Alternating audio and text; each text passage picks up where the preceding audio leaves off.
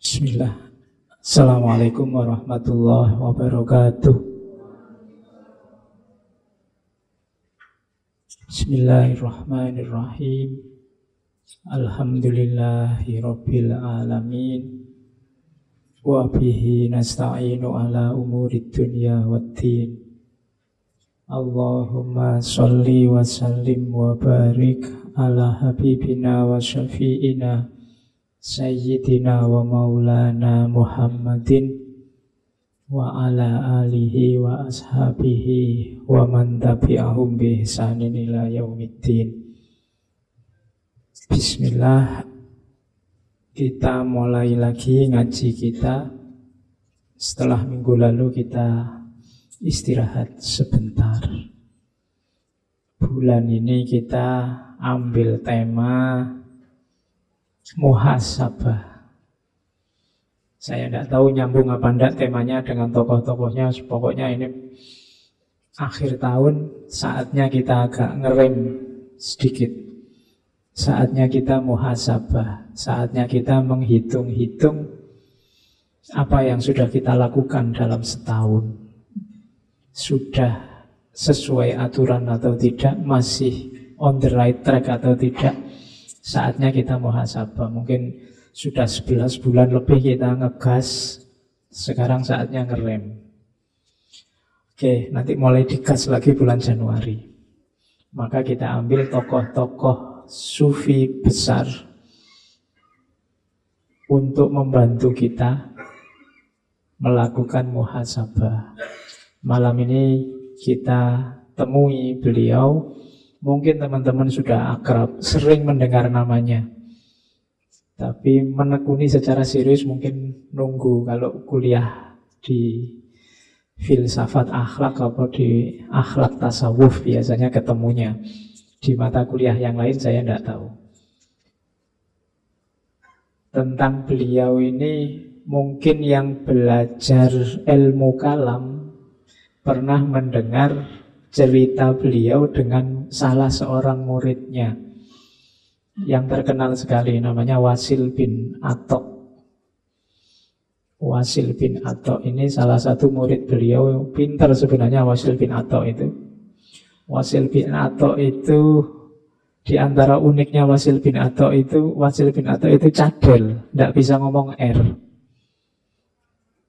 Kalau Arab ya ro, nggak bisa ngomong ro, agak cadel lidahnya. Tapi karena beliau ini pinter, misalnya ceramah apa pidato apa ngomong apa itu beliau selalu bisa menghindari huruf ro.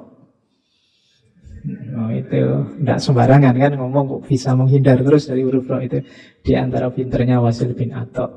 Suatu ketika ada orang bertanya pada Syekh Hasan Al-Basri ini, Syekh, hari ini saya melihat ada kelompok di kalangan kita yang suka mengkafir-kafirkan.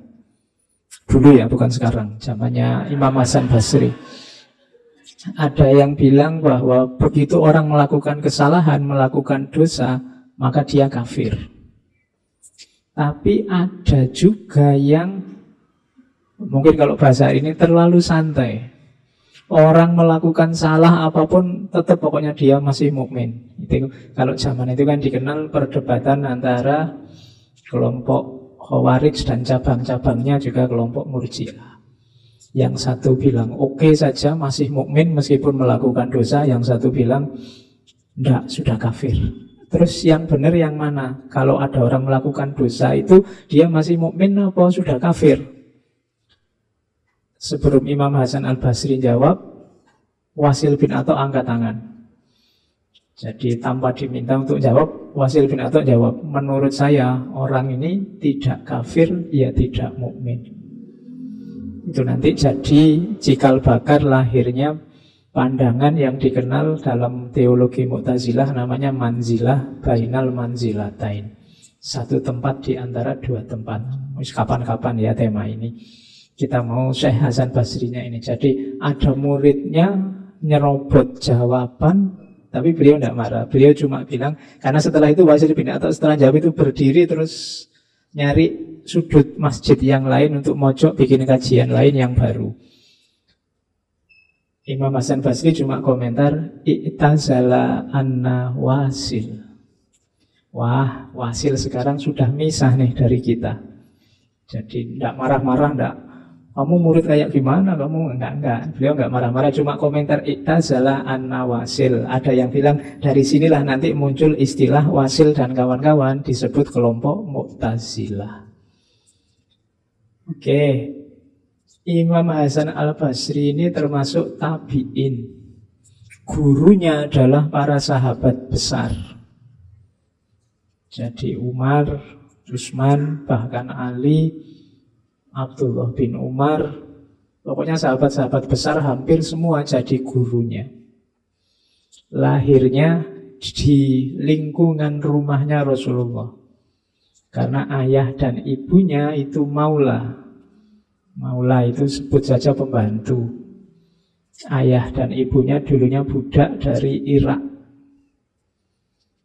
yang menikah, kemudian ayahnya pembantu di rumahnya Zaid bin Sabit. Nanti Imam Hasan Al-Basri ini bahkan sempat disusui oleh salah seorang istri Rasulullah yang dikenal cerdas, Ummu Salamah. Jadi ini punya posisi dan kedudukan yang luar biasa dari sisi masa kecilnya. Guru-gurunya tidak perlu diragukan lagi. Dan beliau termasuk tokoh yang nanti dikenal sangat menguasai agama, tokoh yang dikenal ungkapan-ungkapannya banyak berpengaruh hingga hari ini. Kalau bahasa kita hari ini, quote-quotesnya itu luar biasa. Itu Imam Hasan Al-Basri. Umur 15 tahun beliau pindah dari Madinah ke Basrah. Makanya nanti gelarnya jadi Hasan Al-Basri, karena tinggal di Basrah. Oke, sekarang kita lihat apa yang bisa kita ambil untuk muhasabah dari gagasan-gagasan sufistik Imam Hasan Al-Basri. Kalau ada yang tanya, Pak, ini kan ngaji filsafat, kok temanya tasawuf? Nggak tahu saya juga jawabnya gimana. Pokoknya ngaji wailah. Kalau di jurusan akidah filsafat Islam ini ya biasanya ada di mata kuliah akhlak tasawuf. Di UIN mata kuliah akhlak tasawuf itu hampir ada di semua prodi. Oke, jadi yang kuliah di UIN mungkin pernah juga ketemu dengan beliau, Imam Hasan Al-Basri. Oke, beliau ini selain ngaji ke tokoh-tokoh besar, hidupnya awalnya seorang pedagang mutiara. Makanya beliau dikenal Hasan, di antara julukannya Hasan si pedagang mutiara. Ada beberapa versi tentang konversi pertobatan seorang Hasan Basri dari ulama yang luar biasa kemudian menjadi sufi. Kalau teman-teman membaca kitabnya Fariduddin Attor yang terkenal sekali itu diterjemahkan judulnya Warisan Para Aulia, atau judul aslinya Tadhkiratul Aulia. Jadi Hasan Basri ini satu ketika datang ke seorang kliennya jual beli mutiara, kebetulan seorang perdana menteri di daerah Bizantium. Bizantium itu satu kota di Yunani kuno yang nanti zaman Romawi namanya ganti Konstantinopel, zaman Turki Utsmani ganti jadi Istanbul. Nah, perdana menteri ini satu ketika ngajak Imam Hasan Al-Basri ini jalan-jalan ke satu tempat. Jadi di kerajaan itu, di satu tempat ada satu tenda. Di tenda itu pas Hasan Al-Basri ke sana, tiba-tiba datang ratusan pasukan. Kemudian merubungi tenda itu, ngomong-ngomong apa sedikit terus pergi. Kemudian setelah ada pasukan datang ulama-ulama, orang pinter, filosof, cendekiawan, ratusan juga muter-muter di tenda itu, ngomong-ngomong sebentar terus pergi. Setelah itu datang juga perempuan-perempuan cantik, muter-muter juga di tenda itu terus pergi juga. Terakhir datang orang-orang tua, muter di situ terus pergi. Paling akhir datang rajanya, muter juga di situ terus pergi. Ini Hasan al-Basri heran, itu ngapain sih orang-orang itu? Kok muter-muter semua di tenda, ngeruneng gak jelas terus pergi? Cerita sufi itu kan gitu, menarik kalau diceritakan. Diceritain sama Perdana Menterinya, di tenda itu, di dalamnya adalah makamnya putra mahkota. Jadi waktu putra mahkota ini masih muda, semua orang mencintainya. Pinter, ganteng, jagoan, pokoknya harapan pemuda-pemudi bangsa negara. Dia semua mengharapkan dia nanti mengganti raja. Tapi terus masih di usia muda, tiba-tiba sakit.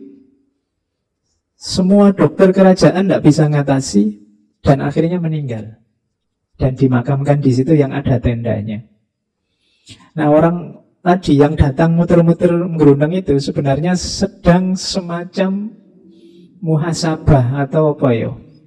Jadi misalnya yang pasukan tadi muter-muter di situ, yang diucapkan apa? Wahai pangeran, kalau yang melawanmu, kalau yang membuatmu sakit, membuatmu mati adalah pasukan yang bisa kami lawan, kami siap mengorbankan nyawa untuk membelamu. Tapi yang membuatmu sakit dan meninggal adalah sesuatu yang tidak mungkin kami lawan. Muter-muter terus pergi. Selanjutnya datang lagi orang-orang pintar, para ulama. Wahai putra mahkota, kalau yang bisa menyelamatkanmu adalah ilmu, pengetahuan, filsafat, kami siap melawannya. Terserahlah, butuh santri ngaji filsafat berapa tak kerahkan.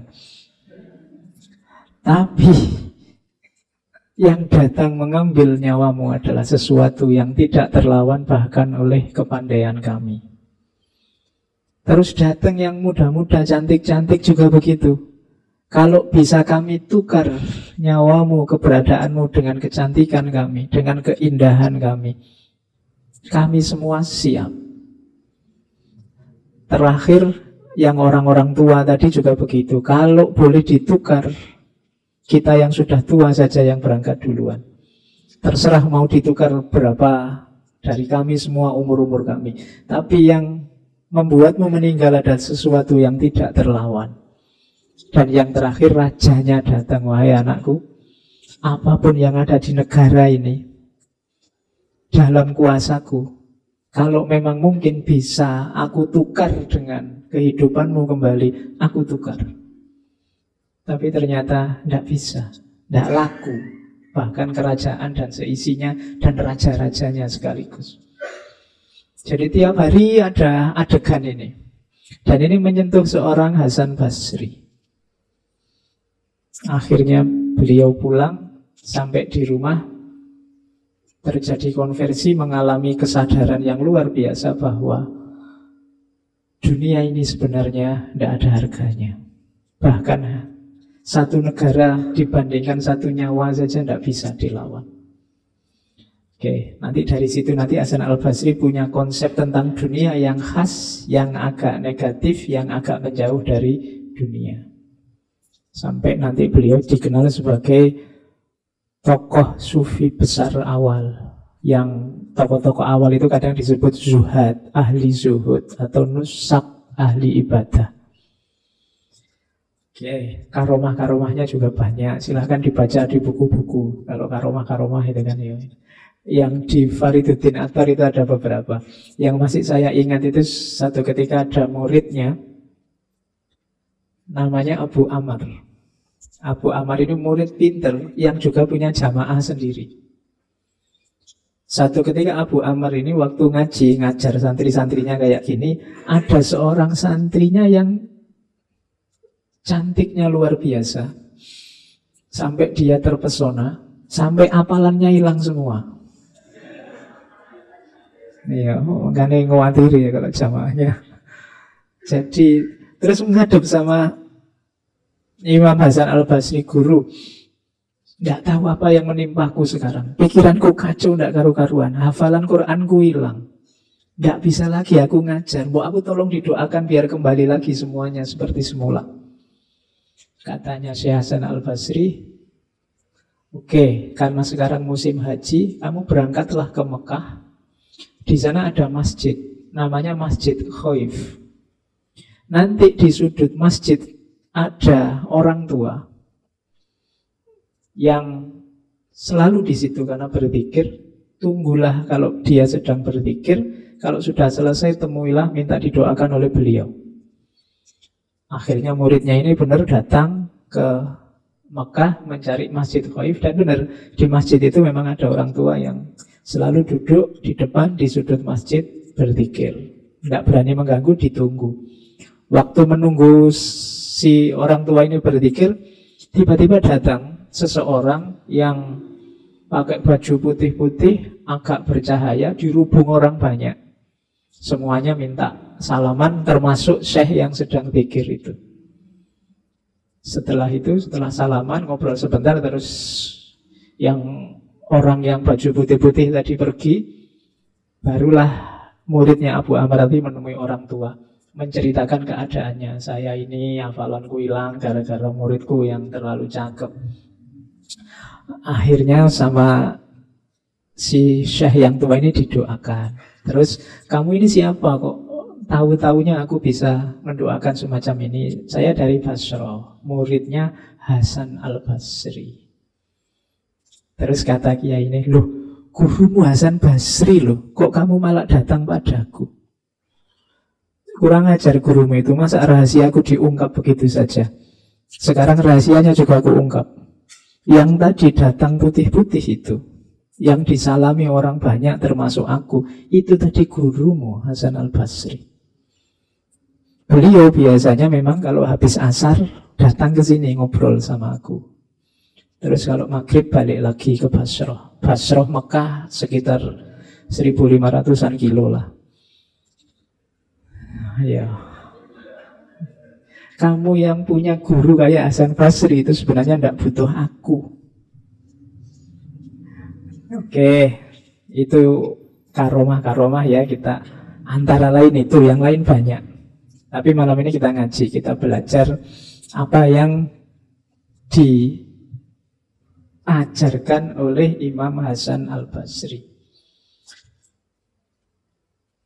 Ini dari beberapa sumber saya ambil cara berpikir sufistiknya. Yang pertama, ada pendefinisian yang sedikit berbeda, lebih mengarah ke dunia batin tentang apa itu muslim, apa itu mukmin, siapa itu sufi, siapa itu faqih. Faqih itu ulama ahli agama. Muslim adalah orang yang memasrahkan hati dan jiwa hanya kepada Allah. Kalau ini bisa dipahami dari definisinya, aslama yuslimu. Tapi ada tambahannya. Yang kedua, membuat nyaman muslim yang lain dari gangguannya. Jadi kalau kalian ngaku muslim yang sejati, maka cirinya adalah batinmu, hidupmu, kamu pasrahkan sepenuhnya kepada Allah, dan keberadaanmu adalah rahmat bagi sekelilingmu. Orang sekelilingmu nyaman dengan keberadaanmu, itulah muslim. Kalau masih ada yang gelisah, masih ada yang susah dengan kehadiranmu, kamu belum muslim yang sejati. Kalau keberadaanmu hanya menggelisahkan, hanya nambah masalah, kamu belum muslim yang sejati. Nah, itu definisi dari Imam Hasan Al-Basri. Kalau mukmin apa? Kalau mukmin adalah orang yang sadar, orang yang tahu bahwa apa yang dikatakan oleh Allah, itulah yang harus dia lakukan. Ciri pertama. Terus dia takut pada Allah. Kemudian yang kedua, Kalau dia menafkahkan hartanya atau beramal, seolah-olah dia tidak tahu. Dia tidak merasa kehilangan apa-apa. Tidak ada satupun barang dunia yang dia eman. Itu mukmin. Jadi bedanya muslim sama mukmin, kalau muslim itu kepasrahan jiwa dan kerahmatan kehadiranmu dalam lingkunganmu. Kalau mukmin itu perilaku seorang yang percaya terhadap firman Allah, kemudian orang yang hanya takut pada Allah, dan orang yang tidak perhitungan saat melakukan kebaikan. Itu mukmin. Nah, itu definisinya memang definisi sufistik. Kalau sufi apa? Sufi adalah orang yang hatinya isinya hanya Allah, selalu bertakwa pada Allah, kalau bicara selalu benar, menepati janji, suka silaturahim, menyayangi yang lemah, tidak memuji diri, dan mengerjakan yang baik-baik. Saya bilang ini tadi bahannya muhasabah. Kalian kan ngaku muslim, sudah muslim beneran apa enggak? Kalian ngaku mukmin, sudah mukmin beneran apa enggak? Kalau sufi saya enggak tahu kalian ngaku sufi apa enggak. Ya. Kalau fakih, ini bagi yang ngaku ulama, ngaku kiai, ngaku ahli agama, definisinya mungkin agak berbeda. Kalau menurut Imam Hasan Al-Basri, fakih adalah orang yang zahid terhadap dunia. Jadi berarti fakih itu harusnya orang yang tidak lagi butuh dunia, senang akhirat. Kemudian orang yang memahami agamanya, kalau ini pasti. Kemudian orang yang senantiasa beribadah, berarti menjalankan ilmunya. Kemudian orang yang warok. Warok itu orang yang mampu mengendalikan diri untuk tidak melakukan hal-hal yang tercela. Kemudian orang yang menjaga kehormatan kaum muslimin dan harta mereka, tidak saling menjatuhkan. Jadi di antara cirinya ahli agama, fakih itu menjaga kehormatannya siapapun. Berarti tidak posting apapun yang jelek-jelek tentang muslim yang lain. Kalau masih ada indikasi itu berarti belum fakih. Dan yang terakhir menjadi penasehat dan pembimbing bagi masyarakatnya. Nah, ini untuk kalian yang mungkin makomnya sudah fakih, ayo dicek sudah punya karakter ini apa belum. Kalau belum ya belajar. Ya, jadi bahan pertama untuk muhasabah ini. Nanti silahkan di rumah dicek kita sudah muslim mukmin yang benar, sufi yang benar, atau fakih yang benar, atau belum. Kalau belum ya tahun depan diperbaiki. Oke, terus kita mulai gagasan-gagasannya ya. Tadi di depan saya bilang Imam Hasan Al-Basri itu punya pandangan yang agak pesimis tentang dunia. Sebenarnya hampir semua sufi juga begitu. Katanya Imam Hasan Al-Basri, dunia ini seperti ular, terasa mulus kalau disentuh tangan, tetapi racunnya dapat mematikan. Maka hati-hatilah dengan dunia. Ular itu kan halus. Kalau tidak percaya kamu lus-lus kalau berani. Kenapa kamu takut sama ular? Karena racunnya dapat mematikan. Harusnya kamu kalau takut dekat atau menyentuh ular, seperti itulah sikapmu pada dunia, biar tidak sembrono. Yang kedua, dunia ini adalah janda tua yang telah bungkuk dan beberapa kali ditinggal mati suaminya. Maksudnya apa? Banyak loh sebelumnya orang yang jatuh cinta sama dunia, dan orang itu sekarang mati sudah. Maka dunia ini posisinya janda. Jadi orang yang jatuh cinta sama dunia itu sebenarnya kalian sedang jatuh cinta sama janda. Kenapa? Sebelum kamu sudah banyak yang sudah jatuh cinta sama dunia. Dan orangnya sudah banyak juga yang meninggal. Berarti kan kamu dapat bekasnya mereka. Itu pun kamu senangnya setengah mati sama dunia. Jadi dunia itu janda tua yang bungkuk, yang sudah beberapa kali ditinggal mati suaminya. Beberapa kalinya itu bisa jumlahnya ratusan juta itu sudah. Sejak zaman Nabi Adam sampai hari ini. Jadi seperti itu Imam Hasan Al-Basri memahami dunia. Oke, lah terus diapain dunia ini? Dunia adalah negeri tempat beramal. Tapi ada rumusnya. Rumusnya apa? Barang siapa bertemu dengan dunia dengan rasa benci dan zuhud, ia akan berbahagia dan memperoleh faedah darinya. Jadi jangan jatuh cinta sama dunia, zuhudlah. Zuhud itu memandang kecil, memandang tidak terlalu penting. Maka dunia akan kamu dapati banyak manfaatnya. Nanti di quotes yang lain katanya Imam Hasan Al-Basri, dunia itu alat. Maka jadikan dia alat untuk tujuanmu, jangan dibalik. Kamu yang jadi alatnya dunia. Banyak orang yang hari ini terbalik. Dia jadi alatnya dunia, bukan dunia yang jadi alatnya untuk mendekat pada Allah. Namun barang siapa bertemu dunia dengan perasaan rindu dan hatinya tertambat pada dunia, ia akan sengsara dan akan berhadapan dengan penderitaan yang tidak dapat ditanggungnya. Apapun yang menurutmu bagus, indah di dunia ini, sikapilah dengan zuhud. Anggaplah dia kecil, tidak terlalu penting. Karena kalau kamu jatuh cinta beneran, rindu beneran, tertambat beneran sama dunia, bersiaplah untuk menanggung segala penderitaan dan resikonya. Apapun itu. Harta itu terlalu sedikit membuatmu gelisah, terlalu banyak membuatmu bingung.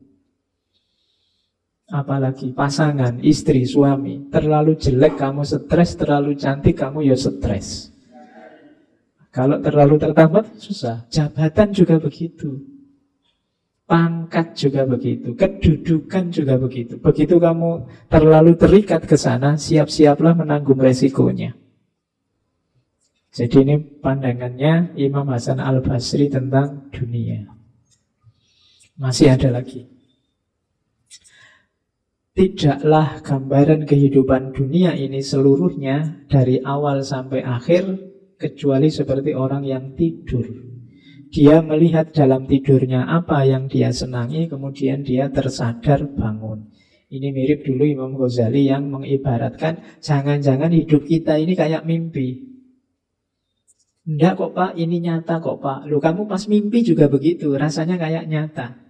Begitu bangun kamu sadar bahwa oh alah ternyata mimpi. Besok mungkin begitu kamu meninggal, ganti alam, kamu baru sadar bahwa oh ternyata dunia yang heboh kemarin itu rasanya hanya kayak mimpi.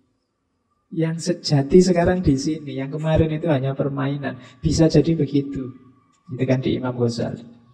Nah, Imam Hasan Al-Basri jauh sebelumnya sudah mengisyaratkan dunia ini kayak orang tidur. Begitu kamu bangun nanti kamu tahu yang sejati. Sekarang sih seolah-olah ini sejati. Sesuatu yang fana, betapapun banyaknya, tidak akan menyamai sesuatu yang bakok, betapapun sedikitnya.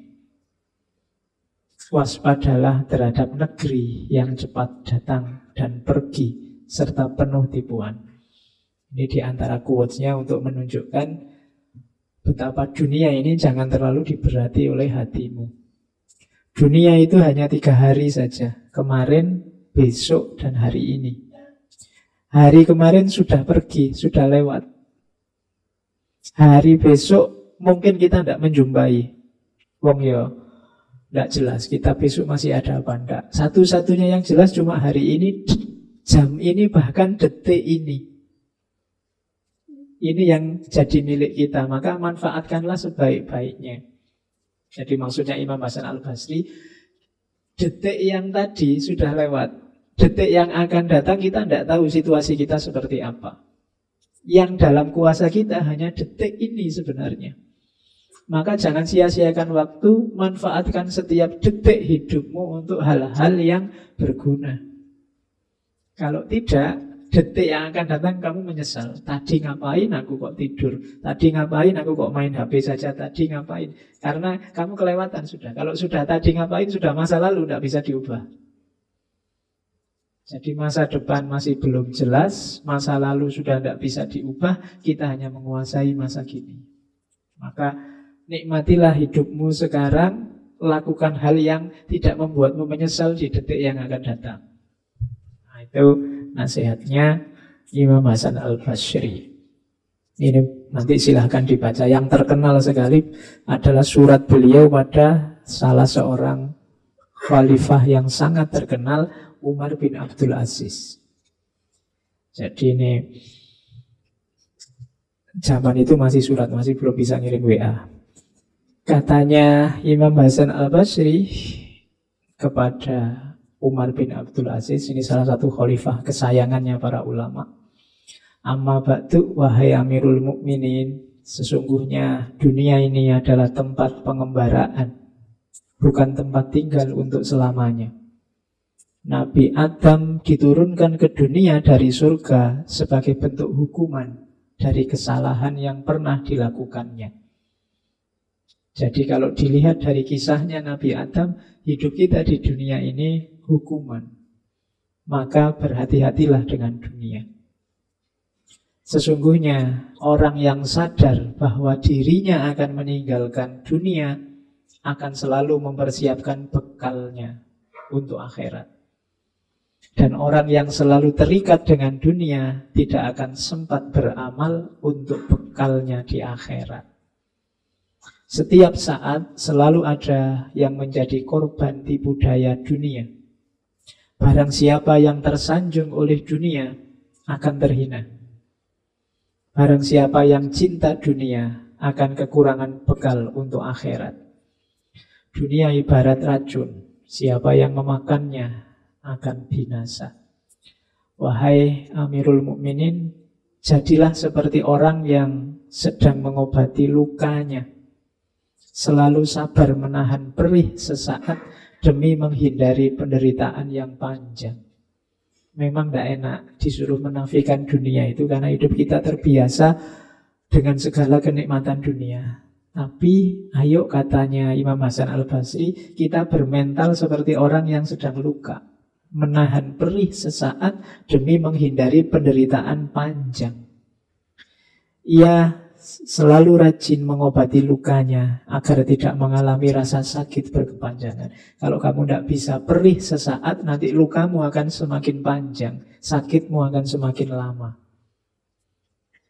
Berhati-hatilah dengan dunia yang penuh tipu daya dan khayalan. Dunia terlihat indah, tapi terhias dengan tipuan dan fitnah.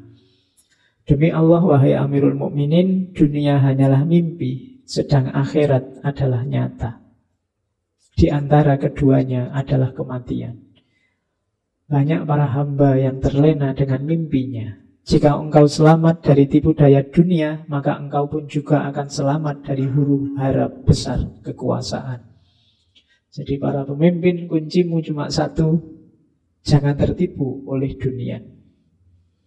Namun jika engkau tertipu, aku tidak menjamin engkau akan selamat.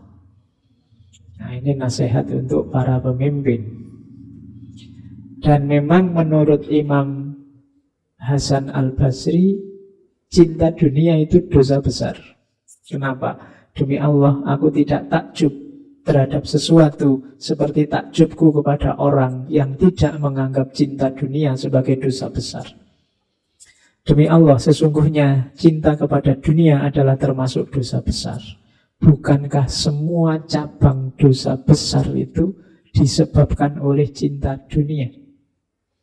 Korupsi, perampokan, pembunuhan, semua dosa besar. Sumbernya apa? Cinta dunia.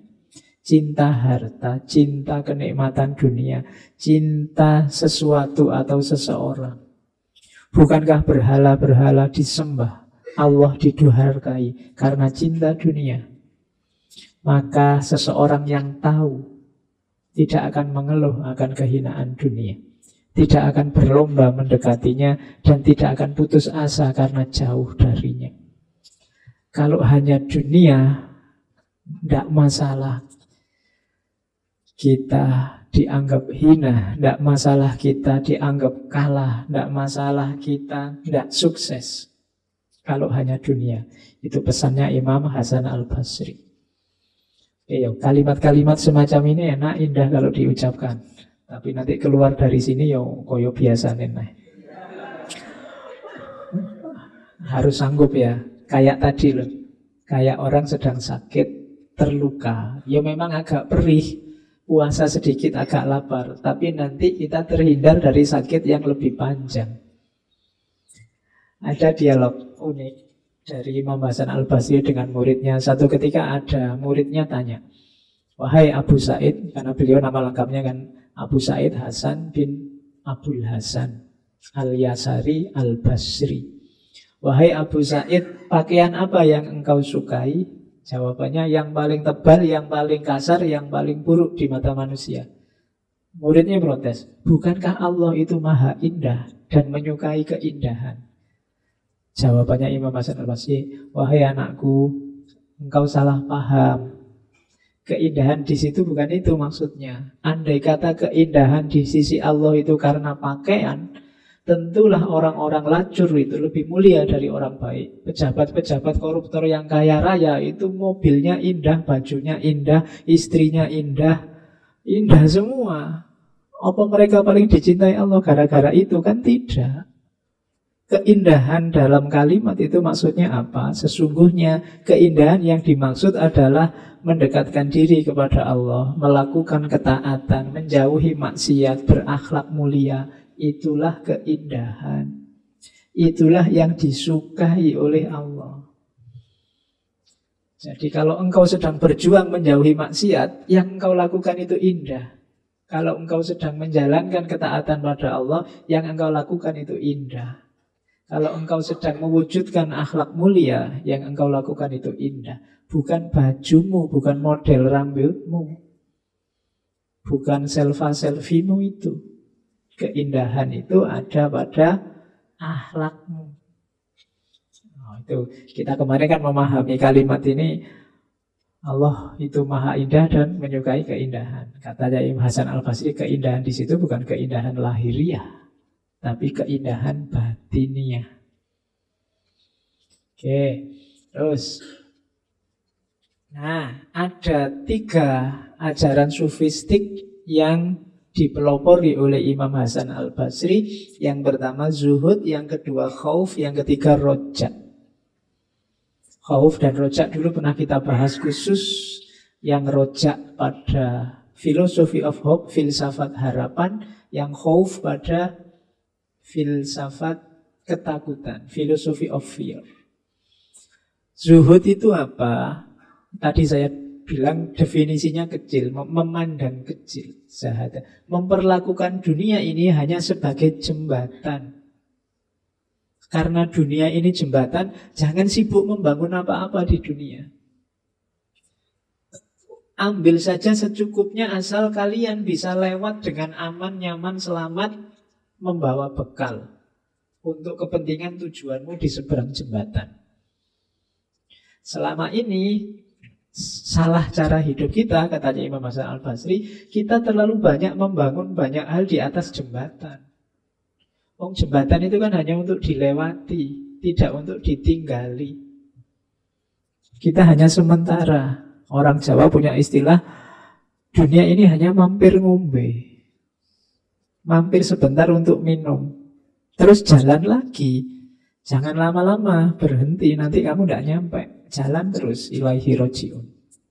Nah, zuhud itu nanti dalam teorinya ada 3. Ada zuhud yang sifatnya fardu, ada zuhud yang sifatnya fadl, utama, ada zuhud yang sifatnya salamah.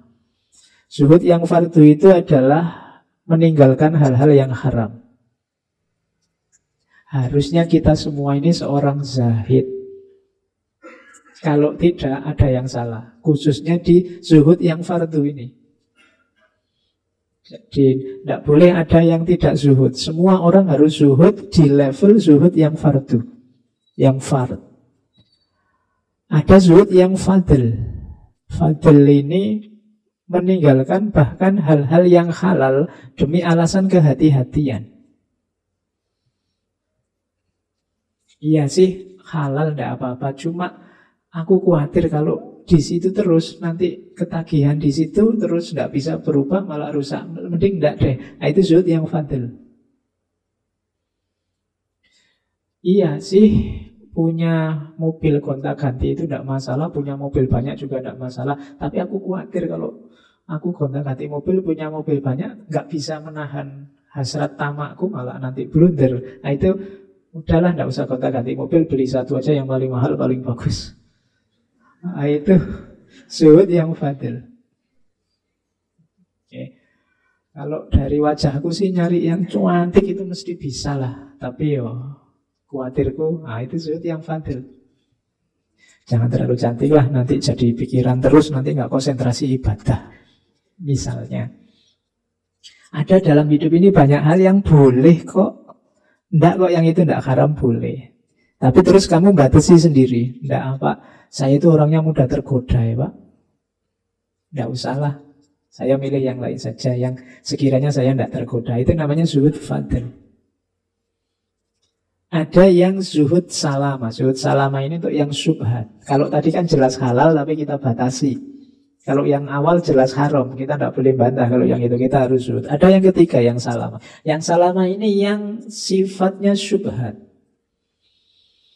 Bisa iya, bisa enggak sih. Disebut halal juga tidak ada dalilnya, disebut haram juga tidak ada dalil tegasnya. Tapi untuk lebih hati-hatinya, saya enggak dulu deh. Nah, ini namanya zuhud salama.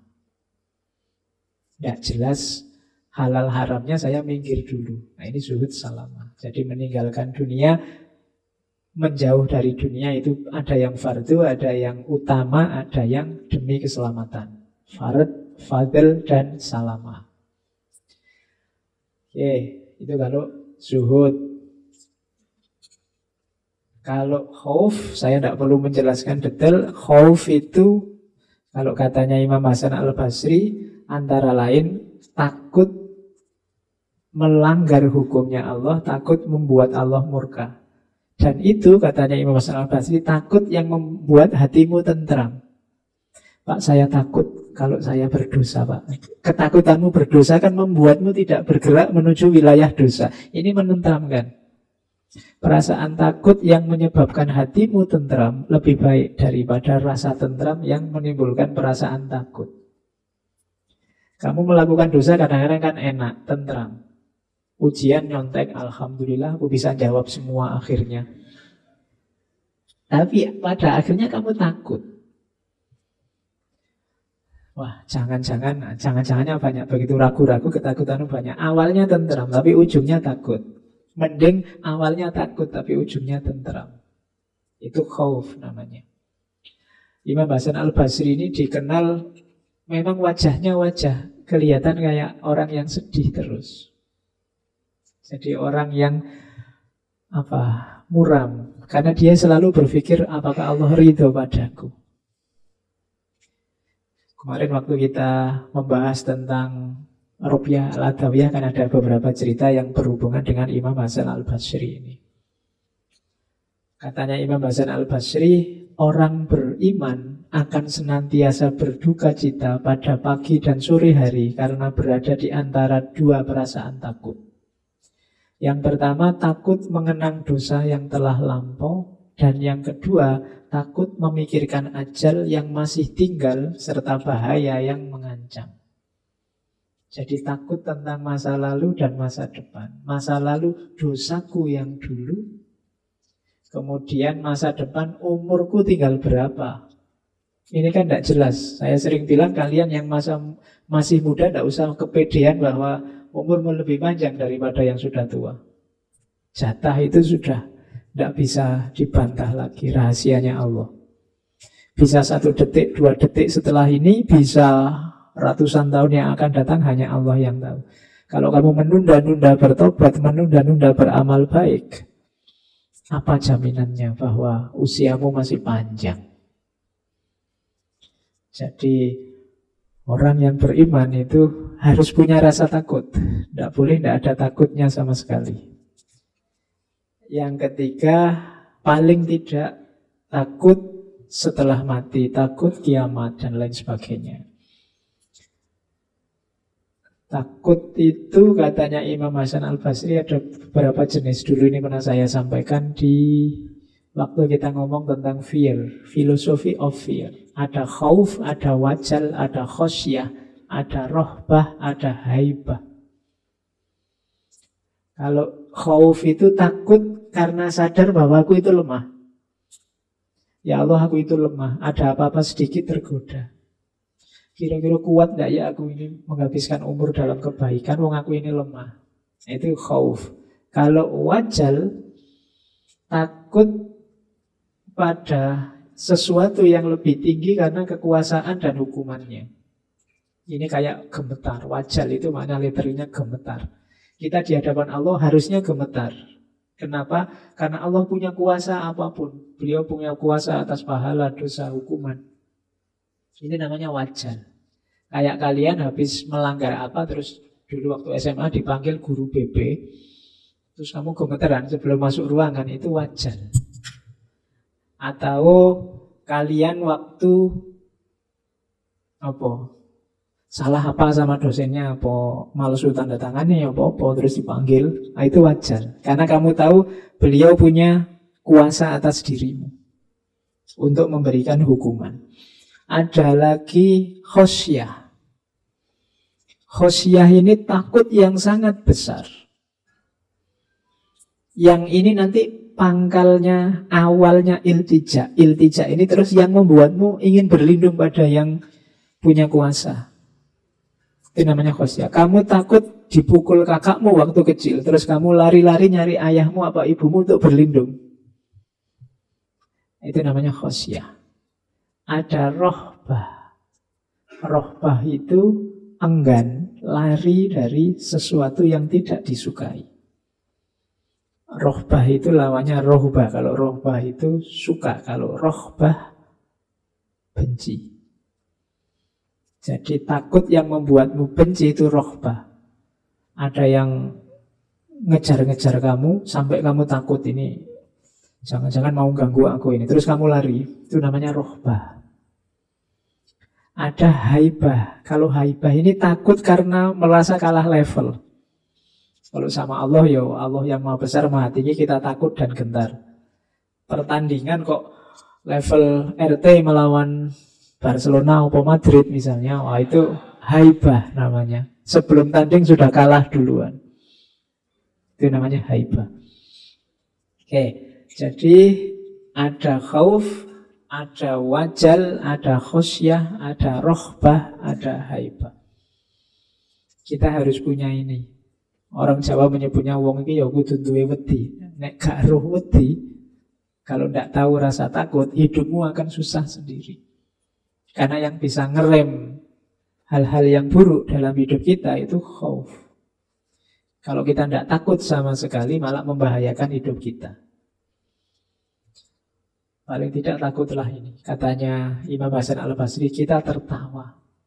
Kita merasa puas. Padahal bisa jadi Allah menengok amal-amal kita, kemudian berfirman, aku tidak menerima amal kalian sedikit pun. Oh, ini paling menakutkan. Kalian sudah merasa jadi anak soleh, merasa saya rajin ngaji loh Pak, tahajud juga lumayan, duha tidak pernah terlambat. Kalian kan puas, merasa aku soleh beneran, surga ini, mesti aku swarga. Mesti kan kamu gitu terusan. Temanku apalagi, temanku itu sholatnya aja masih bolong-bolong, ini kan surga. Kita tertawa. Padahal bisa jadi Allah menengok amal kita, kemudian berfirman, semua amalmu tidak ada yang aku terima. Oh, itu mengerikan itu sudah. Paling tidak takutlah ini.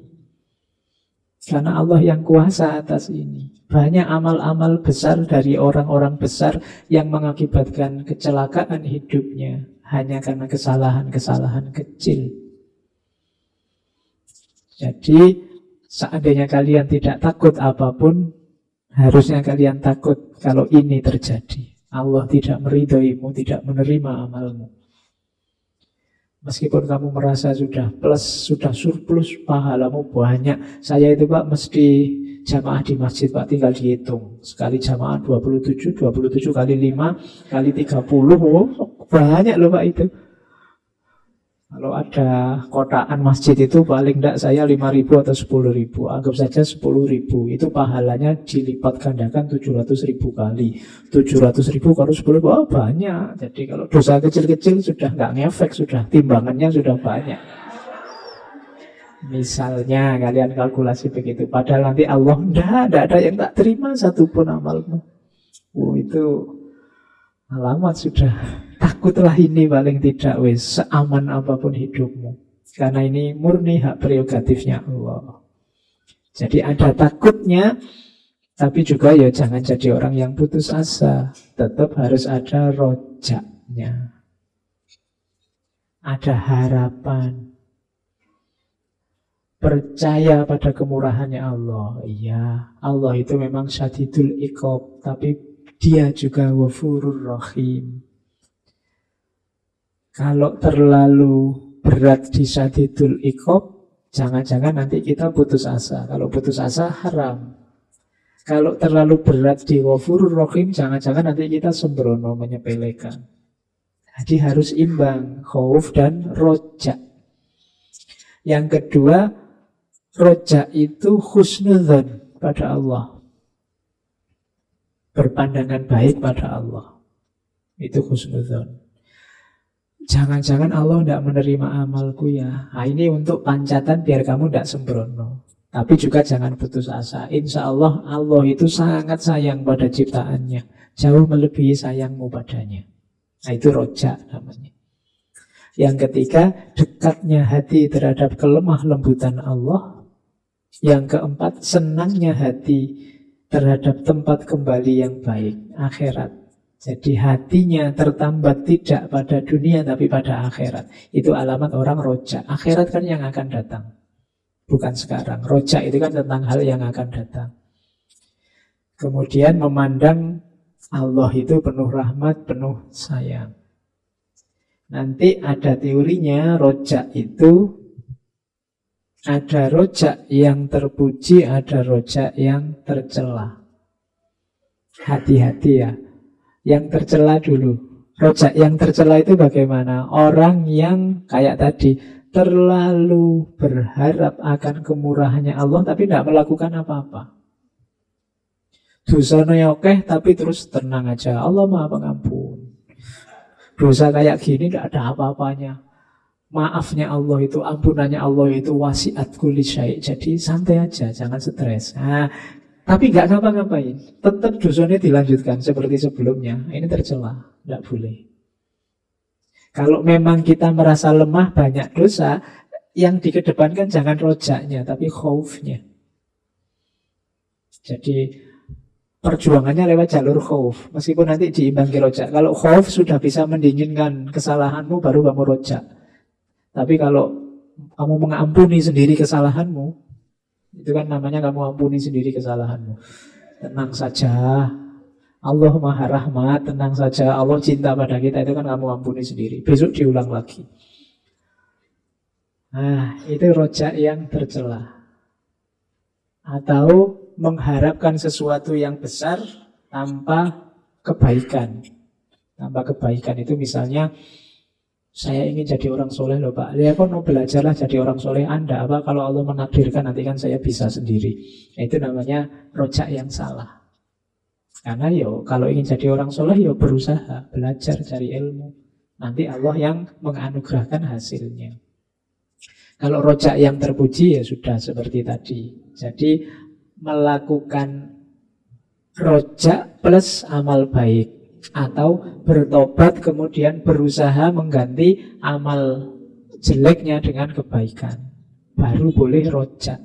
Jadi ini memang formula yang harus hati-hati.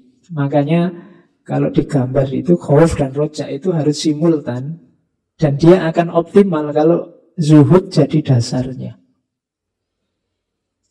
Jadi kalian bisa khauf dan rojak secara berkesinambungan, tapi landasannya zuhud. Zuhud itu menjauh dari dunia seperti dijelaskan tadi, menganggap dunia itu kecil, tidak penting. Berarti apa? Kalian khauf itu takut tertipu oleh dunia, takut jatuh cinta oleh dunia, dan rojaknya berharap Allah menyayangimu, membantumu untuk tidak tertipu oleh dunia. Jadi khauf dan roja didasari oleh zuhud. Ini sebenarnya 3 ajaran utama dari Imam Hasan Al-Basri. Jadi rumusnya ini sebenarnya. Oke, rumus ini diterapkan dalam kehidupan kita.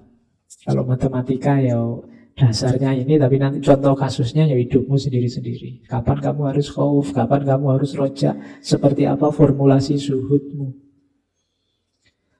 Oke, kita lihat lagi. Kalau ini pandangan Imam Hasan Al-Basri tentang yang terbaik. Warisan terbaik ilmu. Kalau kalian ini meninggalkan apapun, peninggalan apapun, entah pada anak turunmu, anak cucumu, anak muridmu, atau temanmu, kasih ilmu. Teman terbaik akhlak. Bekal terbaik takwa. Duta terbaik akal. Duta itu berarti utusan yang mewakilimu untuk mengelola kehidupanmu. Pasrahkan pada akal. Dia pinter untuk menghadapi dunia. Dia yang bisa ngerti rumusan-rumusan hidup di dunia. Menteri terbaik, menteri ini kan membantu. Pendukung hidupmu yang terbaik apa? Kebijaksanaan dan kelapangan dada. Kekayaan terbaik qanaah. Qanaah itu merasa cukup. Jadi bukan kuantitasnya. Jadi kekayaan itu akan baik untuk hidupmu bukan karena jumlahnya, tapi karena sikap mentalmu. Kalau sikap mentalmu qanaah, berapapun jumlah hartamu, engkau orang kaya. Qanaah itu rasa cukup dalam kepemilikan. Penolong terbaik taufik. Taufik bukan nama orang ya. Anugerah dari Allah. Pemberian Allah, itu taufik. Bantuan dari Allah, itu taufik. Dan penasehat terbaik, kematian. Kalau ini tidak perlu saya jelaskan, kalian sudah ngerti. Kalau ingat mati hatimu tidak tergetar, berlatihlah lagi untuk melembutkan hatimu. Berarti ada tanda-tanda hatimu sedang keras. Karena harusnya logikanya orang itu ingat mati terus tergetar. Merasa bahwa hidup ini fana, merasa bahwa hidup ini sementara, merasa bahwa pada saatnya kematian itu akan kita alami, bahkan bisa jadi sebentar lagi. Nah itu namanya penasehat terbaik. Jadi tidak usah susah-susah, ingatkan saja terhadap kematian.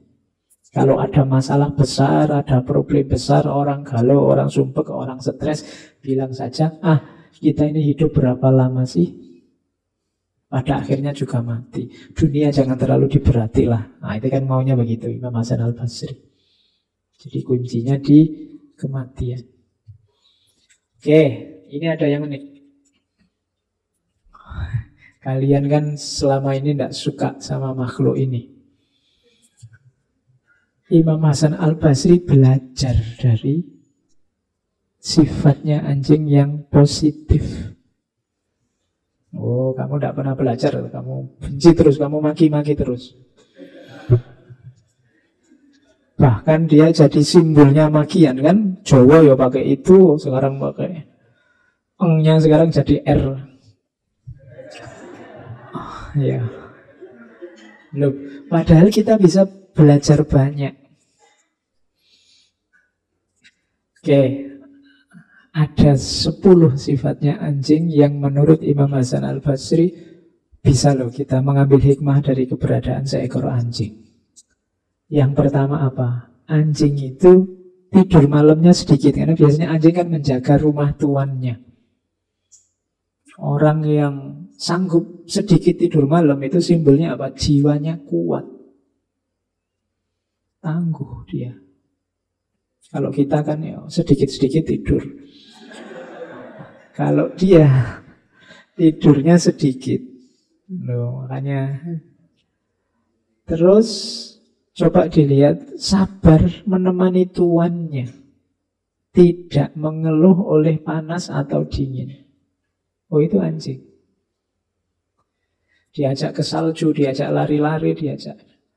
Kalian diajak lari pagi mungkin ya mulet-mulet. Anjing itu diajak lari pagi tiap pagi ya ikut saja, manut saja. Dia tidak pernah alasan males capek Tidak ada. Yes, manut saja. Itu menunjukkan kesabaran. Disuruh apa saja mau kadang-kadang. Terus tidak mengkhianati amanah.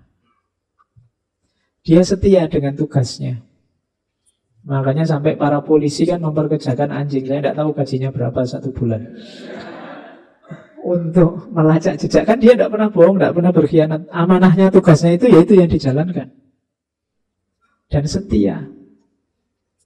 Jadi itu pelajaran yang ketiga dari seekor anjing. Jadi pengabdian sejati. Tidak marah, tidak iri hati. Sifat seorang mukmin. Jadi anjing itu kamu punya 2, punya 3 ini tidak pernah iri. Pokoknya manut lah, tuannya mau ngajak apa saja manut. Dia ditinggal di rumah ya tidak apa-apa, diajak ya senang. Terus tidak rakus. Ya makhluk yang bisa rakus itu kan cuma manusia. Kalau hewan itu ya kalau lapar ya makan, kenyang ya sudah. Tidak pernah kok mengumpul-ngumpul makanan buat yang akan datang, mikir pensiun, itu tidak ada. Iya, hanya manusia yang mikir pensiun, mikir anakku besok makan apa, itu terus mas. Kalau hewan tidak ada ya, semuanya fakir. Fakir itu ya tidak butuh yang lain. Yang dibutuhkan hanya Allah saja kalau itu dalam dunia sufi. Terus di antara cirinya anjing, kalau ini anjing liar, pengembara. Kayak para sufi kan juga pengembara. Terus ridho, puas dengan apapun yang dimiliki. Terus mudah tidur, ini beda dengan yang atas tadi ya. Bedanya mudah tidur maksudnya ya tidurnya tidak lama, tapi dia mudah tidur. Kalau kalian kan tidurnya susah, akhirnya apa? Sedikit-sedikit tidur tadi. Nanti habis ngaji gini tidak bisa tidur sampai jam 12, jam 1 kan gitu. Akhirnya tidurmu subuhnya kesiangan. Nanti di kantor, di kampus ya ngantuk lagi. Alasannya tadi malam ngaji pak. Terus nanti jam ya. Kamu kan gitu. Manajemen waktunya tidak bagus. Justru mudah tidur itu bagus. Asal tidak sedikit-sedikit tidur. Nah, mudah tidur dan tidur sang sedikit itu 2 hal yang berbeda. Oke, terus fokus pada majikannya. Terus yang terakhir katanya Imam Hasan Al-Basri, mencari terang. Kalau dalam gelap ini mungkin perlu dicek. Saya tidak punya anjing jadi tidak bisa meneliti. Benar nggak dalam kegelapan, dia tidak suka. Lebih suka yang terang. Oh, bayangkan, dari anjing saja kita bisa belajar banyak. Apalagi dari makhluk-makhluk yang lain yang kita anggap mulia. Oke, sengaja saya ambil yang ini ya, biar makhluk ini tidak kasihan tiap hari kamu maki-maki. Oke, terus nah, kalau ini ya mungkin lumayan buat bekal sekarang. Jadi Imam Hasan Al-Basri itu di antara yang terkenal dari beliau adalah kritis terhadap pimpinan. Beliau mengalami seorang khalifah yang dianggap agak zalim, namanya Hajjaj. Jadi beliau, semua ulama yang lain takut, kalau beliau enggak. Sampai satu ketika beliau pernah dipanggil khusus oleh Hajjaj. Rencananya sama Hajjaj mau dieksekusi. Tapi bismillah beliau berdoa minta lindungannya Allah, datang ke tempatnya Hajjaj. Semua orang sudah takut dieksekusi ini mesti. Tapi begitu ketemu Hasan Al-Basri, tidak bisa orang marah, tidak bisa orang berpikiran jelek. Begitu ketemu ya langsung salaman, cium tangan. Malah Hajjaj belajar banyak hal. Meskipun Imam Hasan Al-Basri ini juga kritis padanya. Oke, suatu ketika ada seorang gubernur namanya Ibnu Hubairah. Ini gubernur Irak zamannya Yazid bin Abdul Malik. Jadi dia ini mengeluh pada Imam Hasan Al-Basri. Dia bilang, Allah telah memberiku kekuasaan dari Yazid. Kita kan harus taat, wong dia khalifah. Namun kadang-kadang yang dia perintahkan tidak cocok dengan kebenaran. Wahai Abu Sa'id Hasan Al-Basri tadi, kira-kira kalau nasihatmu gimana? Imam Hasan Al-Basri bilang, wahai Ibnu Hubairah, takutlah kepada Allah ketika engkau taat pada Yazid Dan jangan takut pada Yazid ketika engkau taat pada Allah. Ketahuilah Allah akan membelamu dari Yazid, tapi Yazid tidak akan mampu membelamu dari siksanya Allah. Jika engkau mentaati Allah, Allah akan memeliharamu dari siksaan Yazid di dunia. Akan tetapi jika engkau mentaati Yazid, ia tidak akan memeliharamu dari siksa Allah di dunia dan akhirat. Ketahuilah, tidak ada ketaatan kepada makhluk dalam maksiat kepada Allah, siapapun orangnya. Jadi untuk urusan kemaksiatan, jangan kompromi, meskipun yang merintah pimpinan. Oh, itu nasihatnya. Tapi ada juga nasihat yang berbeda. Ini pada ponaannya Ibnul As'as. Karena banyak, tadi saya cerita pemimpinnya Hajjaj ini banyak yang ingin berontak. Ini ada kalimat. Ini bukan kebalikannya yang tadi. Kalau tadi memang tentang kemaksiatan, kalau ini tentang mendongkel, makar, ingin menjatuhkan pimpinan yang dianggap zalim. Katanya Imam Hasan al-Basri, wahai Abul Hasan, pada ponaannya ini, demi Allah, aku sungguh berada dalam pikiran yang buruk. Aku dulu juga banyak mencaci dan mengumpat kepada para khalifah yang dianggap sesat tadi. Tapi hendaknya engkau tahu, ini penjelasan sisi yang lain. Pemimpin yang buruk adalah salah satu bentuk murka Allah. Jika kondisi saat ini merupakan hukuman, maka sekali-kali kalian tidak akan mampu menolak hukuman Allah tersebut dengan pedang kalian. Jadi Ibnul As'as ini anak muda, mengajak teman-temannya ingin berontak. Katanya Imam Hasan al-Basri, aku dulu lebih kritis dibandingkan kalian. Tapi harus kamu ingat, ketika Allah memberikan kita pemimpin yang buruk, itu bisa jadi karena memang kita layak diberi pemimpin yang buruk atau hukuman dari Allah terhadap perbuatan kita sendiri. Maka tidak ada gunanya kamu lawan dengan pedang. Pertama-tama yang harus kamu lakukan apa? Berdoa, bertaubat, lepaskan diri dulu dari semua dosa. Karena kalau kamu tiba-tiba melawan dengan pedang, maka ia akan lebih tajam. Maksudnya khalifah yang zalim itu akan mudah membasmimu sebelum engkau doa, taubat dan melepaskan diri. Karena logikanya Imam Hasan al-Basri, kalau ini memang hukuman dari Allah pada kita, berarti ada kesalahan kita, ada dosa kita yang membuat Allah murka. Jalan pertama apa? Berdoa, bertaubat, lepaskan diri dari semua kesalahan. Jadi jalan pertama itu. Kalau ujuk-ujuk kita lawan dengan pedang, katanya Imam Hasan al-Basri, ya dia akan jadi lebih tajam. Dan memang nanti dalam ceritanya pemberontakan itu tetap terjadi dan mereka semua ditumpas habis. Melawan kekhalifahan tidak gampang. Oke. Nah, nanti di kitabnya Ibnul Jauzi itu ada hadis yang juga diriwayatkan oleh Imam Hasan al-Basri dari Abu Bakar, Rasulullah yang bersabda, Allah berfirman, ini berarti hadis qudsi, aku adalah Allah, tidak ada Tuhan selain aku, Raja dari segala raja. Hati para raja ada di tanganku. Siapa di antara kalian taat kepadaku, maka aku jadikan raja-raja itu sebagai rahmat baginya. Siapa di antara kalian bermaksiat kepadaku, maka aku jadikan raja-raja itu azab baginya. Oleh karena itu, janganlah kalian sibuk mencaci para raja, namun bertaubatlah kalian kepadaku.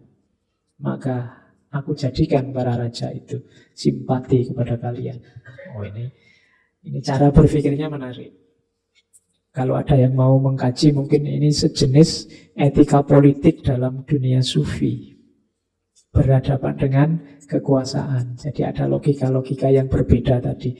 Tadi ada suratnya pada Umar bin Abdul Aziz, ada kritiknya pada Hajjaj, ada nasihatnya pada Ibnu Hubairah, pada ponaannya, termasuk sabdanya Rasulullah ini. Jadi ada beberapa tips cara menghadapi pemimpin. Tidak selalu dengan model pemberontakan, mengangkat pedang, perang, dan lain sebagainya. Tapi kalau pada saatnya butuh pedang, ya pedang diangkat. Oke, ini etika politik zaman itu. Oke, masih banyak sebenarnya cerita. Kalau ini cerita-cerita, ini kisah waktu. Jadi suatu ketika Ali bin Abi Thalib ke Basrah, ke masjid, masuk masjid. Loh, ini kok ada anak muda kok berani-beraninya ceramah. Siapa dia? Oh, begitu dilihat ternyata Hasan Basri. Terus ditanya, disapa oleh Ali bin Abi Thalib, wahai budak, ya karena itu kan awalnya beliau maulanya, pembantunya. Aku hendak bertanya padamu mengenai dua perkara. Jika engkau dapat menjawabnya dengan benar, maka engkau boleh meneruskan berbicara di depan manusia. Terus Hasan al-Basri yang masih muda datang dengan tawadhu, tanyalah wahai Amirul Mukminin, apa dua perkara itu? Ini dites. Ceritakan padaku, katanya Ali, apa yang dapat menyelamatkan agama dan apa yang dapat merusak agama. Hasan al-Basri menjawab, yang dapat menyelamatkan agama adalah warok dan yang dapat merusaknya adalah tamak. Oh, ini nanti kalian muhasabah sendiri ya. Kenapa warok itu bisa menyelamatkan dan tamak itu merusak? Katanya Ali, terus benar engkau, teruskan bicaramu. Orang semacam engkau layak berbicara di hadapan orang banyak. Jadi kalau kalian merasakan kegelisahan tertentu sehubungan dengan agama, kalau banyak menurutmu hal-hal yang berhubungan dengan agama kok melahirkan kerusakan-kerusakan, jangan-jangan banyak ketamaan-ketamaan yang terlibat. Jangan-jangan di antara kita banyak yang dilanda penyakit tamak. Karena katanya Imam Hasan al-Basri, yang merusak agama itu tamak. Ini juga ada banyak sekali kisah dan quote. Saya ambil misalnya ini dengan seorang tamunya. Ini nasihat bagi kita untuk tidak ngomong jelek tentang orang lain. Suatu ketika tamunya bilang, wahai imam, aku sangat mengagumi majelismu, akan tetapi mengapa kok di tempat yang lain ada seorang guru yang selalu menyebutmu secara tidak pantas dan menjelek-jelekkanmu. Hari ini kan kadang-kadang terjadi itu kan. Orang mengadukan ustadz ini, mengadukan ustadz itu, guru ini, guru itu. Nah ini dia mau wadul, apa wadul lagi bahasa Indonesia nih, mengadu pada Imam Hasan al-Basri. Katanya Imam Hasan al-Basri, tolong kamu hentikan pembicaraanmu itu wahai tamuku. Orang yang engkau sebut tadi, aku kenal. Dia adalah juga sahabatku. Adapun yang akan kau sampaikan kepadaku tentang dia yang selalu menjelekkanku, maka jika engkau bohong, engkau harus dicambuk karena berdusta. Dan jika yang kau sampaikan itu benar, maka engkau tetap harus dicambuk karena engkau telah ghibah dan mengadu domba antara aku dan dia. Kira-kira sekarang kamu milih yang mana? Kalau benar ya dicambuk, kalau salah ya tetap dicambuk. Berarti apa? Sudahlah, tidak usah ngomong tentang kejelekan orang lain. Hari ini kan banyak yang semacam itu. Ada lagi ini kisah unik. Kisahnya Hasan al-Basri dengan seorang teman sufinya yang namanya Habib al-Ajmi. Jadi satu ketika Imam Hasan al-Basri ini mengunjungi seorang sufi besar, Habib Ajmi. Pada waktu sholat, ya karena beliau tamu, terus tuan rumah disuruh jadi imam. Tapi begitu Habib Ajmi jadi imam, pusing ini Hasan Basri. Ini sufi ngimami tajwidnya rusak, tidak karu-karuan. Panjang pendeknya kacau, gatal telinganya, nggak kusuk sholatnya, akhirnya mufarokoh. Kalau caranya gini kacau ini, nggak kusuk sholatku, sholat sendiri aja deh, misah dari imamnya. Habib Ajmi ya tidak apa-apa. Tapi malamnya Imam Hasan Basri bermimpi, dapat peringatan langsung. Hasan, jika saja engkau berdiri di belakang Habib Ajmi dan menunaikan sholatmu, niscaya kamu akan memperoleh keridhoanku, dan sholatmu akan memberi manfaat yang jauh lebih besar dari seluruh sholat dalam hidupmu. Kamu mencoba mencari kesalahan dalam bacaan sholatnya, tapi kamu tidak melihat keikhlasan, kemurnian, dan kesucian hatinya. Ketahuilah, aku lebih menyukai hati yang tulus daripada tajwid yang sempurna. Ya. Jadi dunia sufi logikanya selalu semacam ini. Kita kan yang sering terjebak formalitas-formalitas. Jadi padahal kita tidak tahu keutamaan itu ada di mana. Ampunan Allah itu ada di mulutnya siapa. Keridhaan Allah itu datangnya dari perilakumu yang mana. Jadi jangan merendahkan orang, menyepelekan orang, menjelek-jelekkan orang, dan lain sebagainya. Jadi ini pelajaran dari kisahnya bersama Habib Ajmi.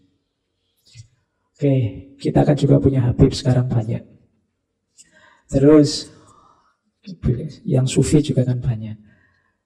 Kalau ini kisah tentang seorang pemabuk.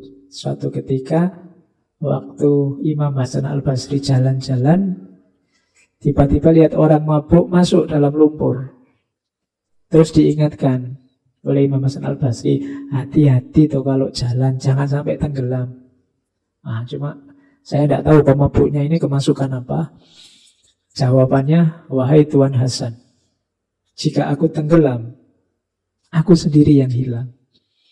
Tapi apabila diri Tuan yang tenggelam, maka semua pangkat dan jabatan Tuan akan ikut tenggelam. Ini sindiran pada Hasan Al-Basri. Jangan tertipu oleh pangkat, jabatan, dan semua topengmu. Dia hanya akan memberatkan hidupmu. Kamu bawa kemana-mana, kamu lebih sumpek lagi. Kalau hanya aku yang tenggelam, selesai. Siapa yang kenal aku, siapakah aku, mungkin tidak muncul juga di berita, aku tidak penting. Yang hilang hanya seorang pemabuk. Tapi kalau Imam Hasan Al-Basri yang tewas tenggelam, ada yang kehilangan guru, ada yang kehilangan mursyid, ada yang kehilangan sahabat. Dunia Islam kehilangan, banyak sekali yang kehilangan. Kenapa? Jabatannya banyak, gelarnya banyak, posisinya banyak. Jadi hal-hal duniawi masih banyak yang nempel. Ini diantara peringatan pada Imam Hasan Al-Basri. Siapa mengira kalau ini kalimat ini muncul dari seorang pemabuk. Mungkin yang mabuk juga tidak sadar ngomong apa.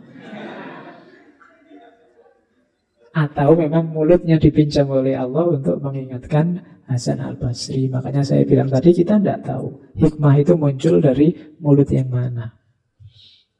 Terus kalau ini mirip kisahnya waktu kita bahas Laila Majnun. Jadi suatu ketika ada perempuan muda yang nyebrang jalan sambil dia ngeruneng, mengeluh tentang suaminya. Pokoknya mungkin sedang gegeran sama suaminya. Oleh Hasan Al-Basri diingatkan, karena perempuan ini tidak pakai tutup kepala. Kalau hari ini mungkin tidak pakai jilbab lah. Terus perempuan itu jawab, cinta kepada suami membuatku tak sadar akan lingkungan sekelilingku. Jika Tuhan tidak memberitahuku, aku tidak tahu kalau aku belum memakai tutup kepala. Saking sibuknya mikir suami, aku sampai lupa masih belum pakai tutup kepala. Oke, kritiknya aku terima. Namun heranku Tuhan, katanya Tuhan itu pecinta Allah. Tapi Tuhan masih saja sadar dan sibuk dengan apa yang melintas di depan Tuhan. Cinta Allah seperti apa yang Tuhan miliki? Itu. Ini yang nyindir malah yang keliru. Ya kan? Jadi mengaku saja sibuk mikir suamiku, mungkin suaminya nggak pulang-pulang atau apa. Sampai aku lupa belum pakai jilbab. Harusnya Tuhan yang cinta sama Allah sibuk luar biasa sama Allah. Ternyata ada perempuan lewat nggak jilbaban aja, sampean sudah sibuk juga. Cinta macam apa? Itu kan sindirannya begitu. Ya itu nasihat juga buat kita semua, melihatnya ke dalam. Inilah muhasabah dari seorang Hasan Al-Basri. Ini puisi ini sangat terkenal. Anak Adam, dirimu, diriku. Dirimu hanya satu. Kalau dia selamat, selamatlah engkau.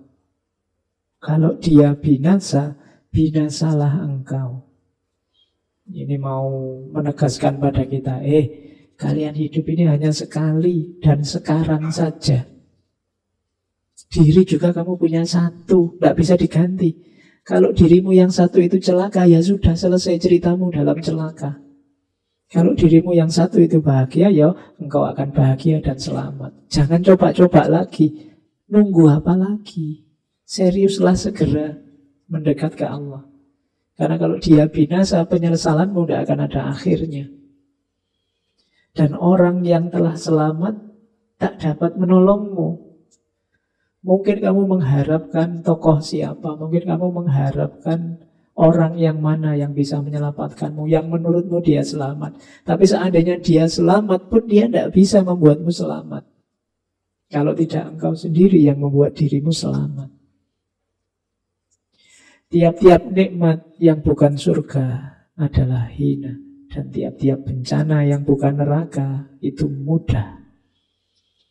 Jangan mengeluh oleh kesulitan. Selama itu bukan neraka, tidak masalah. Dan jangan tertipu oleh nikmat selain surga. Karena selain itu nikmatnya sementara dan hina.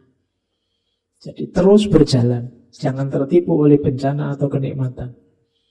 Kenapa? Hidupmu hanya sekali, dirimu hanya satu, tidak bisa diulang. Kalau kamu tidak lulus ujian, bisa diulang tahun depan, bisa remedi semester pendek. Tapi kalau hidupmu di dunia ini tidak bisa. 90% tangisannya penduduk neraka adalah harapannya untuk kembali lagi ke dunia meskipun hanya 1 hari saja. Tapi sudah tidak bisa. Maka semua nikmat selain surga levelnya masih hina. Dan semua bencana selain neraka itu masih mudah. Maka tetaplah khauf, tetaplah roja pada Allah. Oke. Nah, makanya kenapa judulnya muhasabah? Katanya Imam Hasan Al-Basri, seseorang tidak akan mendapatkan predikat ketakwaan sampai dia melakukan muhasabah kepada dirinya sendiri lebih ketat dibandingkan teman yang bermuhasabah terhadap temannya. Jangan menilai orang lain. Yang pertama, nilailah dirimu sendiri. Hasibu anfusakum qabla an tuhasabu. Nilai dirimu sebelum menilai orang lain. Hari ini kan kita lebih banyak sibuk menilai orang lain. Postingannya orang lain, komentarnya orang lain. Nah, ayo nilai diri sendiri. Komentator terhebat kemungkinan adanya dari Indonesia. Jadi kalau sepak bola itu kita bolak-balik kalah, sekarang ganti aja kompetisi komentator sepak bola. Kemungkinan kita juara. Ya, Twitter, Facebook, Instagram itu kan mungkin Indonesia itu paling ramai. Jadi kalian paling suka ngomentari orang lain. Oke, kalau ngomentari diri sendiri mungkin ya tidak terlalu laku. Kadang-kadang ngomentari diri sendiri biar dikomentari orang lain. Itu juga tidak masuk hitungan. Oke. Yang kedua, seorang hamba akan berada dalam kebaikan selama dia mampu menasehati dirinya sendiri dan selalu menghisap dirinya sendiri. Sebelum engkau dihisap, hisaplah dirimu. Kalian akan mudah jadi orang baik kalau kalian punya kekuatan untuk menasehati dirimu sendiri. Kalau kalian tidak bisa nuntun dirimu sendiri, kemungkinan agak sulit kalian untuk mewujudkan kebaikan-kebaikan karena kalian tergantung pada orang lain. Di antara tanda-tanda Allah berpaling dari seseorang ialah Allah menjadikan kesibukannya pada perkara-perkara yang tidak bermanfaat baginya. Nanti di antara bahan muhasabah kita, ayo dicek. Kalian kan merasa sibuk, waktumu terbatas untuk banyak hal, disuruh bikin tugas apa itu kan rasanya kalau tidak mepet ya tidak jalan. Terus kamu itu sibuk apa? Coba dicek. Apakah kesibukanmu itu ada manfaatnya untuk dirimu? Kalau Imam Hasan Al-Basri berarti untuk kehidupan akhiratmu atau tidak? Kalau tidak, mungkin memang oleh Allah kamu dikondisikan begitu. Mungkin Allah sudah berpaling darimu. Kesibukanmu tidak ada maknanya sama sekali, tidak ada manfaatnya. Dibikin begitu biar kamu jauh oleh Allah. Jadi hakikatnya yang menjauh engkau sendiri. Oke.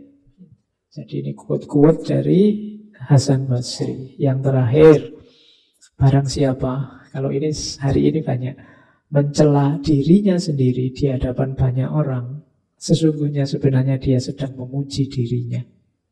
Dan hal itu adalah satu tanda dari riya. Sekarang kan banyak. Kadang-kadang saya juga begitu. Alah, apa sih saya ini?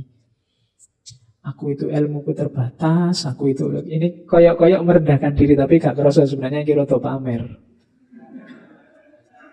Ingin menunjukkan ini loh, aku sudah sadar.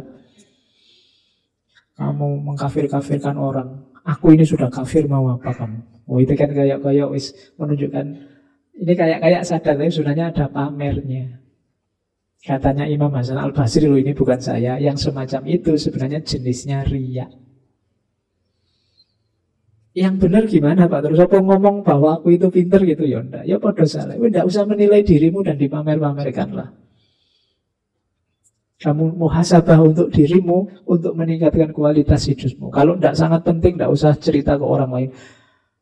Ya, kalau tahajud sih saya belum bisa, ya gimana lagi? Itu kayak merendahkan diri, padahal itu untuk menunjukkan bahwa kamu itu sebenarnya sudah sadar.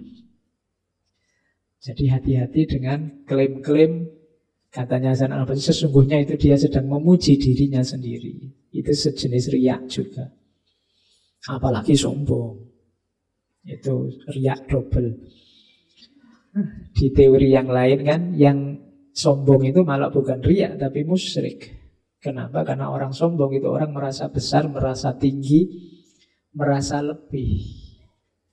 Ini kayak orang syirik, menyekutukan Allah. Dia tidak sadar bahwa segala daya, segala kekuatan, segala ketinggian itu sumbernya dari Allah, bukan dari dirinya. Berarti dia sedang menduakan Allah. Jadi sombong itu sering disebut syirik kecil. Jadi kalau kamu ngomong membesar-besarkan dirimu itu sombong. Dan itu bukan riya tapi syirik kecil, musyrik. Nah, mengecil-kecilkan dirimu biar orang lain menganggap kamu besar, itu baru riya. Sama kayak saya kapan itu pernah mencontohkan, kadang-kadang kita mau sholat tahajud tapi banyak teman, tidak jadi ya, nanti dianggap anak soleh, kapan-kapan aja. Itu sebenarnya juga ibadahmu masih karena manusia, tidak karena Allah. Itu bisa masuk kategori riya ini. Gara-gara ada manusia kamu mau sedekah, tidak jadi, nanti dianggap pamer, tidak usah lah. Tulis saja hamba Allah. Masih manusia yang jadi pertimbangan. Emangnya misalnya ditulis namamu, orang kenal siapa kamu? Kan tidak juga. Mungkin kamu aja yang kegeeran. Jadi biasa sajalah. Wong kamu tidak ingin pamer bahwa orang mengenali, ya tidak apa-apa. Wong kamu memang ingin tahajud, ada banyak teman, ya tahajud saja. Bahwa nanti kamu diledek, wah anak soleh nih, ya biar aja. Bukan karena mereka kamu sholatnya. Tapi kita sering terjebak di sini. Di antara riya dan musyrik tadi. Oke, terakhir. Wahai manusia, sesungguhnya aku tengah menasihati kalian. Namun bukan berarti aku orang yang terbaik di antara kalian. Bukan pula orang yang paling soleh di antara kalian. Andai kata seorang muslim tidak memberi nasihat kepada saudaranya, kecuali setelah dirinya sempurna, niscaya tidak akan ada pemberi nasihat. Jadi ini ucapannya Imam Hasan Al-Basri juga saya ucapkan juga. Kamu jangan nganggap saya yang terbaik. Jangan nganggap wis soleh. Saya ngomong kayak gini bukan berarti Pak Faiz sudah melaksanakan yang di depan semua prek. Enggak juga. Kita sama-sama belajar ya, sama-sama latihan. Jadi siapa tahu dari sekian banyak berbusa-busa saya ngomong sejak awal, ada sedikit yang bisa meningkatkan kualitas hidup kita dalam rangka ilaihi roji'un. Tidak berarti yang ngomong lebih baik daripada yang diomongi. Jadi karena memang kita hidup bersama ini kan bedanya di beda fungsi main kita. Saya mainnya kebetulan hari ini di depan, jadi yang ngomong kalian yang mendengarkan. Tapi urusan siapa menasehati apa, itu sebenarnya nasihat untuk kita semua. Tidak dari saya untuk kalian, tapi untuk kita semua. Makanya kalimat terakhir dari Imam Hasan Al-Basri itu ya memang tidak ada yang sempurna. Kalau nunggu sempurna dulu baru orang ngomong, tidak ada ustadz-ustadz, tidak ada guru-guru. Karena memang tidak ada manusia yang sempurna. Mungkin saya ahli di sini, kalian ahli di yang lain. Nanti ketika temanya ganti, mungkin kalian yang harus maju, saya yang mendengarkan. Itulah hakikat kehidupan manusia. Oke, saya kira itu Imam Hasan Al-Basri. Sebenarnya masih panjang, cuma saya merasa ngomong sebentar ini aja kan rasanya sudah berat sekali. Kamu sejak awal dihantemi terus dengan mulai harus menjauh dari dunia, harus zuhud, harus khauf, harus roja. Wah, kamu puyeng terus ini. Rasanya kok masih jauh ya Pak dari situ. Tapi ya sedikit-sedikit kalau bisa kita mulai menuju ke sana. Orang berjalan atau kalau bahasa sufinya salik itu ya memang setahap demi setahap dari makom ke makom. Yang penting pastikan saja jalanmu sudah benar. Dari situlah nanti selangkah demi selangkah kita semakin dekat dengan Allah, menuju ilaihi roji'un yang sejati. Oke, saya kira itu untuk malam ini. Minggu depan kita perdalam lagi di imam yang lain, imam sufi yang lain, Imam Abul Haris Al-Muhasibi. Namanya saja sudah muhasabah. Nah ya, kita lihat nasihat-nasihat dari beliau mumpung akhir tahun. Kurang lebihnya mohon maaf. Wallahul muwafiq, wallahu a'lam bissawab. Wassalamualaikum warahmatullahi wabarakatuh.